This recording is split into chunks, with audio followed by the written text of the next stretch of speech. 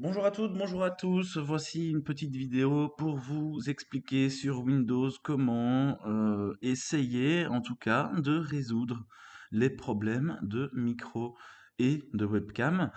Alors, il y a beaucoup de choses à dire sur ce sujet-là. Évidemment, l'informatique n'est pas toujours identique chez tout le monde. On peut se retrouver avec des paramètres particuliers. Je vais en tout cas essayer d'expliquer les choses les plus courantes qui sont susceptibles de vous arriver comme petits problèmes. Bien souvent, j'ai remarqué déjà plusieurs soucis. Donc j'ai beaucoup d'étudiants qui me disent j'ai des problèmes de son. Des problèmes de son, il y a plusieurs choses à faire pour tester, pour vérifier que votre son fonctionne bien.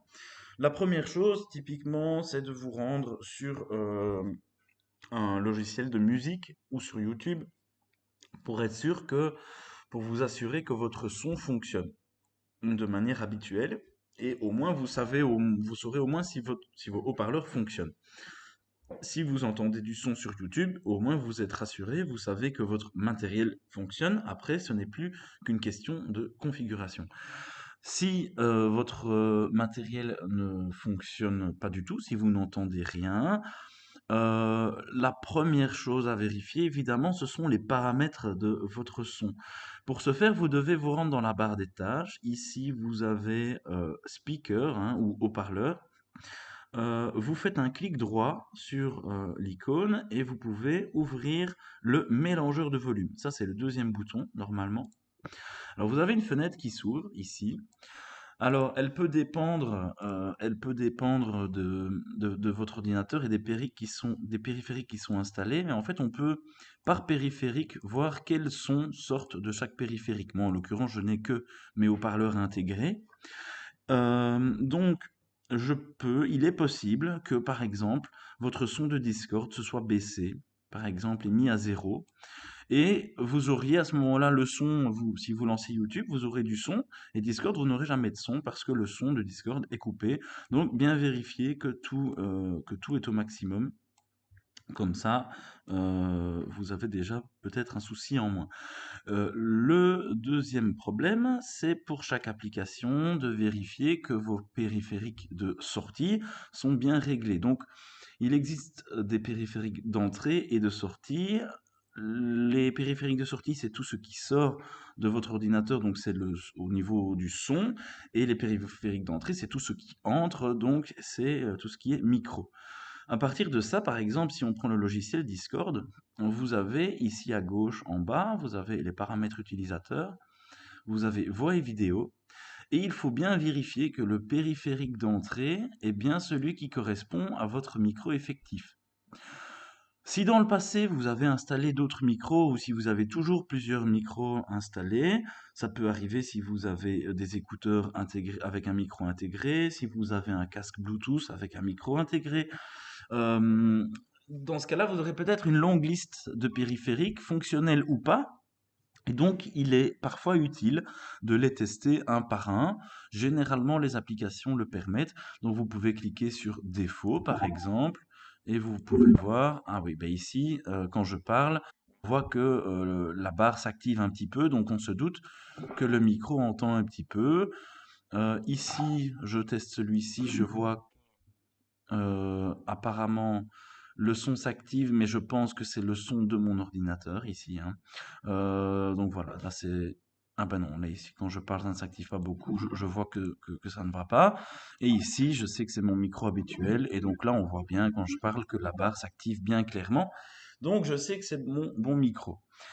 Pour ce qui est du périphérique de sortie, pareil, vous pouvez avoir une liste et donc libre à vous de tester comme ça un par un vos périphériques de sortie et c'est sûrement, si vous n'entendez rien, c'est que c'est le mauvais qui est sélectionné. Vous avez une seconde manière de tester ça sans Discord, c'est de vous rendre toujours sur la petite icône du haut-parleur, on fait un clic droit et là on se rend dans les paramètres de son. Alors les paramètres de son, il y a une deuxième manière d'arriver dans cette fenêtre-ci, je vous le montre, c'est d'aller dans le menu démarrer. À gauche, vous avez paramètres. Ensuite, il faut aller dans système. Et puis, vous avez ici à gauche son. Donc, ça donne exactement la même fenêtre, hein. Euh, Pareil, on a les périphériques de sortie. On peut choisir le volume principal du périphérique de sortie. On peut vérifier les propriétés, l'équilibre gauche-droite. On peut vérifier que le son n'est pas désactivé, évidemment. Ensuite, si vraiment à ce stade-ci vous n'entendez toujours rien, moi je vous conseille de cliquer sur le bouton dépanner.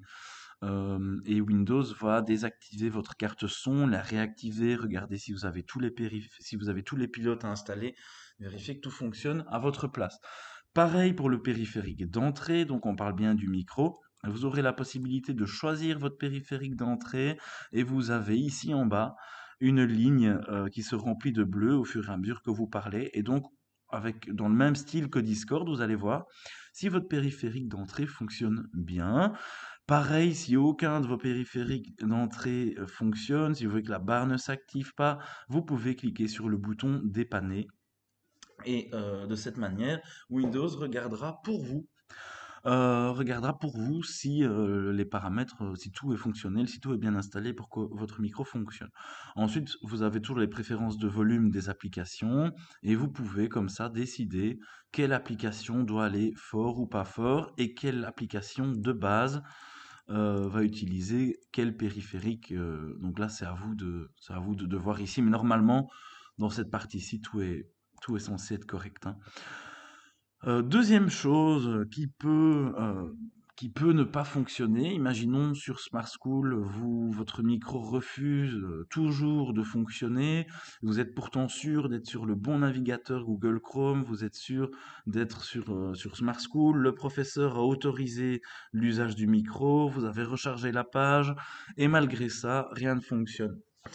Il y a plusieurs possibilités. La première, c'est que vous pouvez vous trouver sur un ordinateur qui est sécurisé. Par exemple, vous avez l'ordinateur du travail et celui-ci ne vous autorise pas à utiliser le micro. Voilà, ça peut arriver, c'est possible, mais dans ce cas-là, généralement, vous aurez beaucoup d'applications qui nécessitent le micro qui ne fonctionneront pas. Par exemple, Skype, Teams, Zoom, Discord. À ce moment-là, vous aurez des soucis avec de nombreuses applications. Pareil, vous pouvez aussi vous trouver sur le réseau du travail et à ce moment-là, il est possible que les pare-feux et les configurations des serveurs et des routeurs de votre travail ne vous permettent pas d'accéder à des plateformes telles que Discord, Zoom, Smart School Live et compagnie. Ça, dans ce cas-là, je vous conseille de contacter votre administrateur informatique, votre responsable informatique de votre travail afin de trouver une solution ensemble et de tester avec lui les plateformes. Donc vous pouvez dans ce cas-là appeler l'école, on essaye de se connecter à un live ensemble et comme ça vous pouvez vous assurer avec votre responsable informatique que tout fonctionne, que tout est fonctionnel, que tout est en ordre.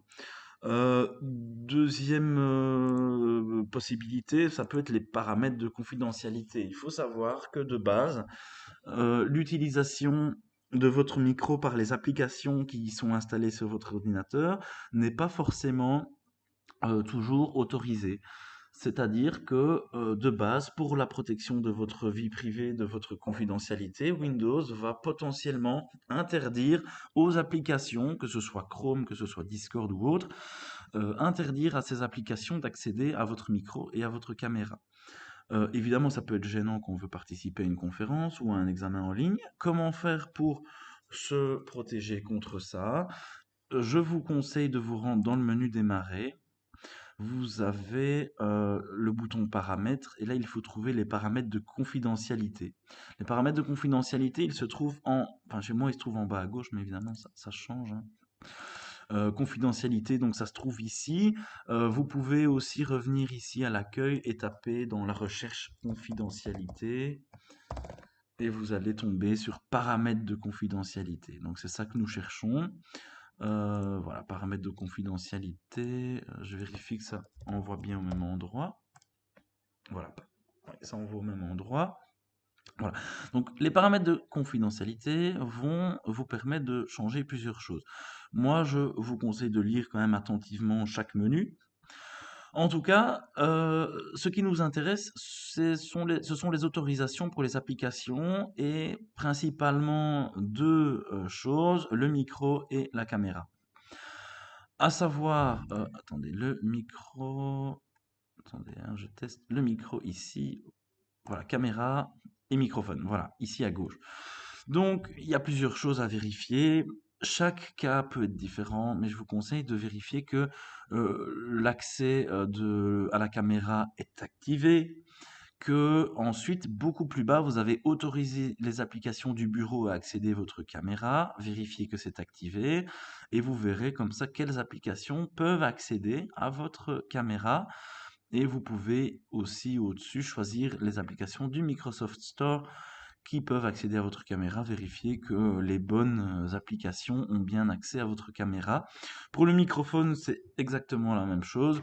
Vérifier que l'accès au micro est activé, vérifier que les applications peuvent accéder à votre micro, et en dessous, vérifier que les applications du bureau peuvent accéder également à votre micro, et vous verrez ici que Google Chrome, par exemple, vous aurez la certitude qu'il peut accéder à votre micro. Donc comme ça, vous êtes sûr que, en tout cas, à ce niveau-là, tout est correct. Voilà. Si vous avez encore des questions, n'hésitez pas à me contacter sur mon adresse mail gnormand, gnormand, @esa-namur.be. Un grand merci. Au revoir.